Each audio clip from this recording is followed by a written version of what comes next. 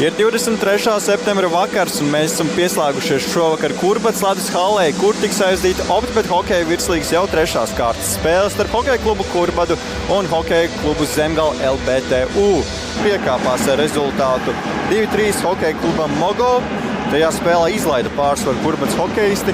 Bija vadībā viņa rezultāti 2-0, bet šeit pirmais metiens un vārtī 1-0. Zemgala atklāja šīs spēles rezultātu. No vārtu priekšas tur Roberts Jakīmovs, manuprāt, bija ātrākais, un tieši Jakīmovs atklāja šīs spēles rezultātu. 1-0, ātrs vārtu gūms. Gatavs Gricinskis tagad.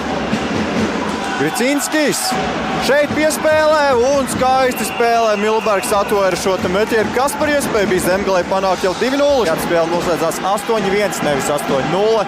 Rīt abas komandas tiksies arī atkal atkārtot. Pulkstens 1 no Volvo Ledus halles.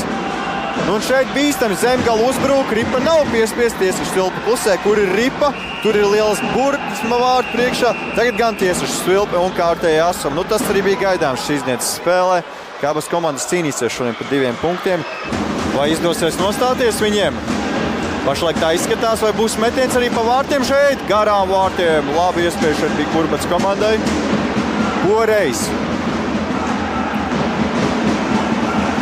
Piespēle šeit bīstam uz vārtu priekš. Liela bursma kārtējo reizi.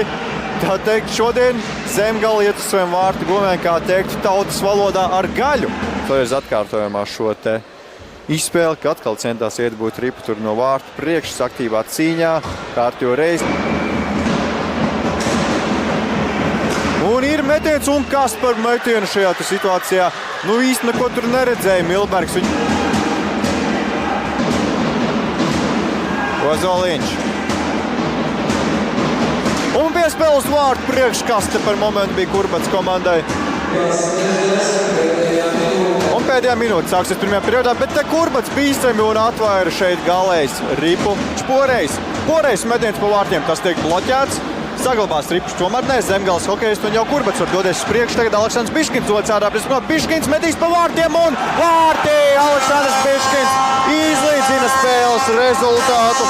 Pats devās uz priekšu un gūst vārtus. Rezultāts kļūst 1-1 Kurbats Ledus hallē. Skaisti Aleksandrs Biškins tiešām nospēlē šeit. Un šeit labi iespēja vēl vienu Kurbats komandai. Labi šeit spēlē Kurbats tagad. Vai izdosies viņam noslēdz un no vārtu priekšas bīstami šeit metiens.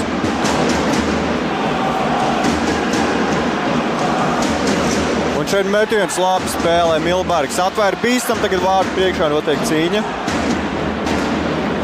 Neprecīzi piespēle no Edgara Dīķa. Un tagad Homjakovs, labi iespēja garām vārtiem met Homjakovs. Millers, labi saspēlējis Zemgales hokejisti.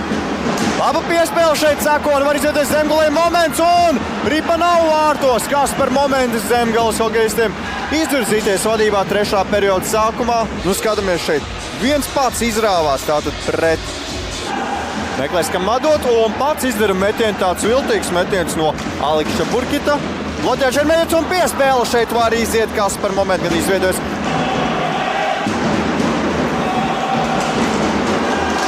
Un labi spēlē. Šeit atvaira.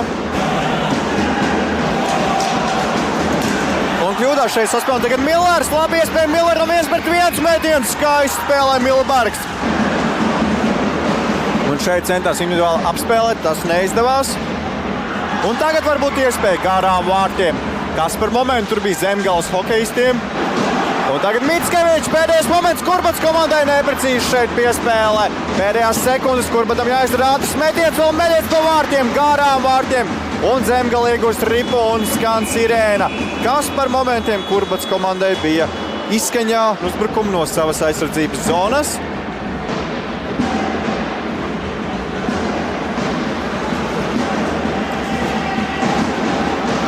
Iet Kurbats aizsardzības zonā un vārtī! Kas par negaidītu metienu un Kurbats izcīna uzvaru šajā spēlē!